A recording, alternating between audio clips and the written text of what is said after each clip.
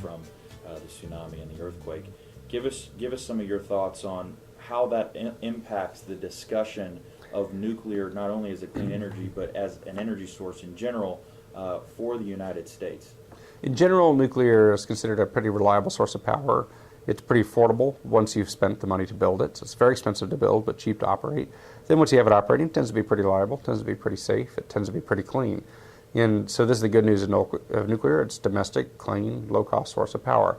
However, it is not without its risks. It has issues with waste disposal and weapons proliferation, and also the fear or concerns about public safety when you have either an attack or something goes wrong from nature. So nuclear has its risks, and that's part of the trade-offs you have to contemplate. Are the risks to public safety worth the benefits environmentally? Because there's environmental downsides, could be risks elsewhere. So nuclear is a mixed story for a lot of people about whether it even counts as a clean source or not.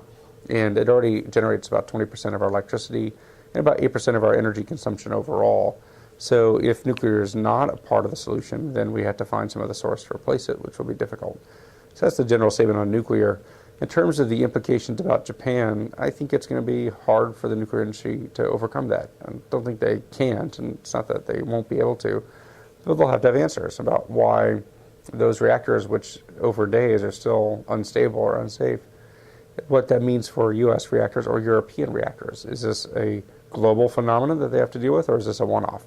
That's always the risk with nuclear. And it seems like the environment for the discussion of including nuclear as a larger piece of the portfolio was actually becoming a much rosier picture that it actually might happen. The administration has been behind that, and now something like this, happens. Does that ruin all the advancements that the nuclear industry has happened, and so we're just going to go into nat gas because it's such a clean and reliable fuel? Or so nuclear has had a bad public reputation since the 70s, all the way through the early 90s. And that was for a variety of reasons. People were worried about the connection to weapons. They were worried about public safety. What do you do with the waste? They're worried about corruption and mismanagement at the facilities that caused cost overruns. So there are a lot of reasons, both anthropogenic and technological, that people didn't like nuclear for. And those reasons were very strong in the 70s to early 90s. But since the early 90s, there haven't been very many nuclear accidents. There have been a couple minor mishaps here and there.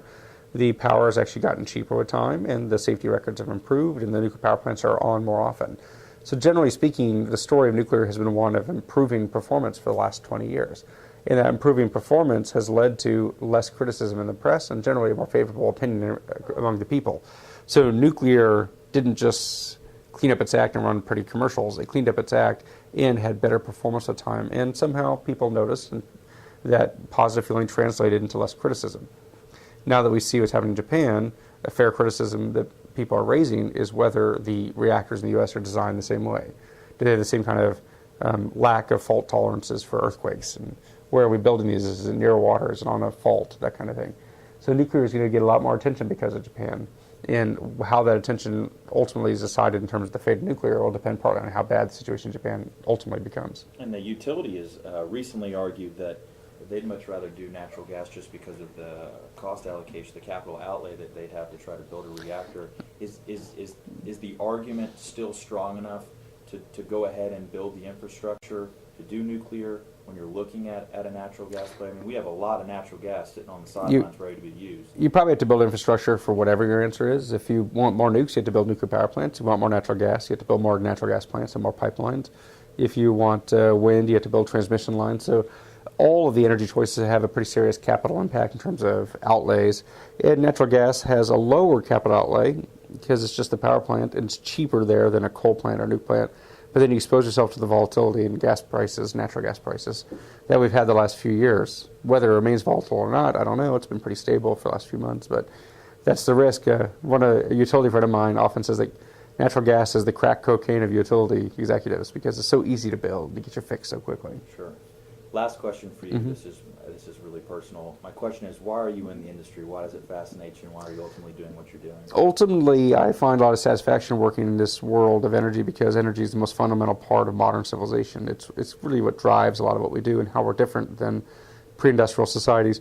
What we consume, how we consume it, how much we consume differentiates us from people in the 1700s. Our form of government's the same. Our brains are the same. Our height is a little different. We're a little taller, but basically we're the same. The only difference is we consume energy differently than before. And so energy is a modern maker. It's the difference between a modern civilization and a prehistoric one or antiquated one.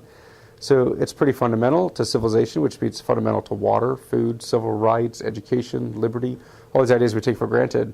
Actually, energy is a big piece of that. And so you spent most of your time in the energy space? So I spend almost all my time in the energy space. I think this is where the action is. I think this is where the solutions are. And I think we can have a larger effect through energy by tackling these other issues, women's rights, education, you name it, than by tackling them each individually. Dr. Weber, thanks so much for doing this. Thank you. It was very good. I really appreciate it. My- Look forward to staying in touch. My pleasure. Thank you.